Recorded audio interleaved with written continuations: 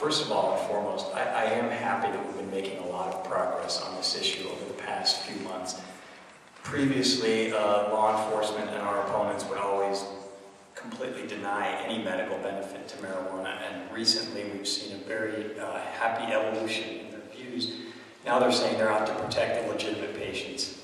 They're saying that they do recognize the medical benefits of marijuana, so I guess you can teach an old cop new tricks, and we're happy about that.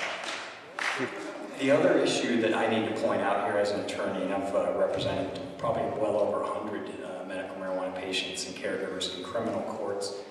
I'm pretty familiar with the Constitution. I assume all the legislatures have a copy of it. Article 18, Section 14, Subsection 8 is quite clear that the legislature has until April 30th, 2001 to enact any implementing legislation on this term.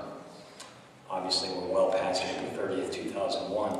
I think any implementing legislation adopted after that date probably will expose the state to a costly lawsuit. That's a problem. If somebody doesn't agree with this portion of the Constitution or believes that it's unworkable or unwise, the remedy for disagreement of that portion of the Constitution is not to just go ahead and pass legislation. The remedy is to approach the voters of the state of Colorado and get that portion of the Colorado Constitution changed. So that would affect any implementing legislation brought up on this subject on medical marijuana in Article 18, Section 14. It is possible, I think, for the state to avoid a lawsuit, and I've been involved with every single civil lawsuit brought in the state of Colorado that has to do with medical marijuana. The way to avoid that is to consider some of the suggested amendments that we have propounded to the committee. I'm going to take a very brief time to highlight some of the real problems with this bill, and I'm happy to answer your questions. I've got 9 years of experience litigating in this area. I've been in and out of courts all over the state of Colorado. I've dealt with DAs, police officers, attorney generals, and everybody in between. I'm happy to answer your questions. First, on page 3, lines 12 through 16, we're very concerned about the requirement that a physician have an unrestricted license, because there are many physicians who are practicing in their specialty with restricted licenses in Colorado. You can do heart surgery with a restricted license under some circumstances. If you can do that, you should probably be able to recommend or advise a patient about medical marijuana. Even more concerning is the veto that the bill gives to the United States Drug Enforcement Administration to meddle in our state affairs and hamper our state constitution. That's got to come out. The DEA has demonstrated over and over and over again its hostility to medical marijuana. They utterly deny it. They've done everything they can to undermine it in our state. The DEA is of the opinion that any physician who advises a patient about medical marijuana is, in and of himself or herself, violating the Federal Controlled Substances Act, and the DEA has threatened to revoke people's DEA certification for recommending marijuana. It's a catch-22. Any physician who recommends it could lose his DEA certification, and that would render the program completely unworkable, because without the physicians, the program breaks down. So we're hoping that that can be addressed. Page 4, very simply, lines 8 through 14, eliminates the confidential nature of the registry. This is a confidential registry. The Colorado Constitution says it's confidential under no uncertain terms.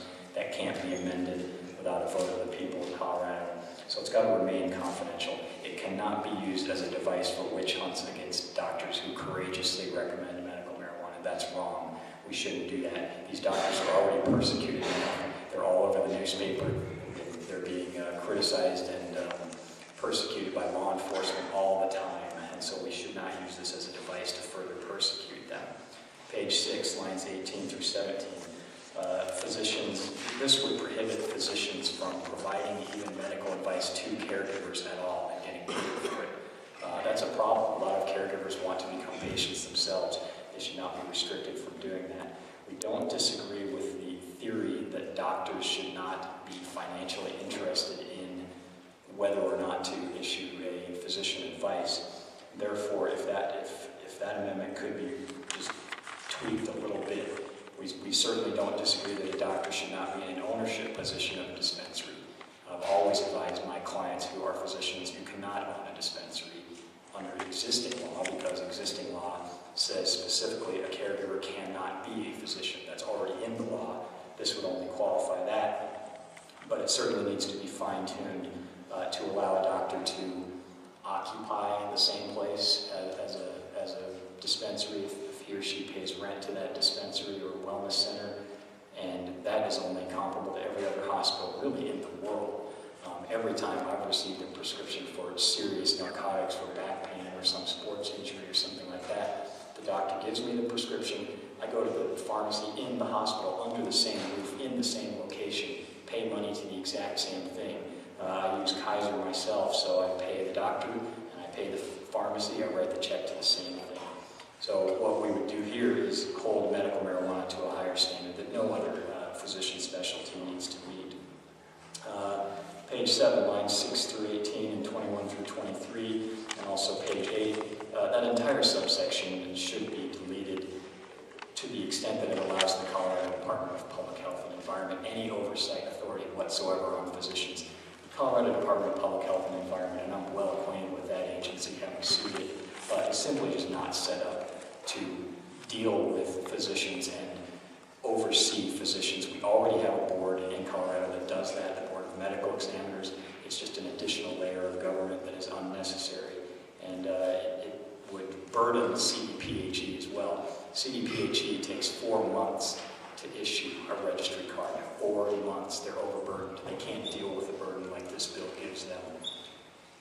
Page 8, finally, lines 18 through 25. This is a big one for us. Probationers, people who are convicted of crimes, whether they're marijuana related or not, absolutely should not lose their constitutional right to deal with their debilitating medical conditions. The irony in this is the first part of the bill sets up definitions as to what a bona fide doctor-patient relationship is, and then this part of the bill completely undermines those. I understand there may be an amendment offered to this.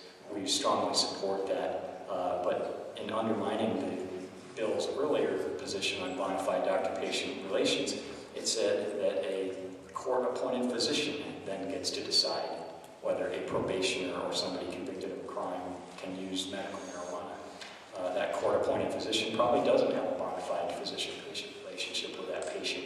Who pays that court-appointed doctor? The taxpayers. This is unnecessary.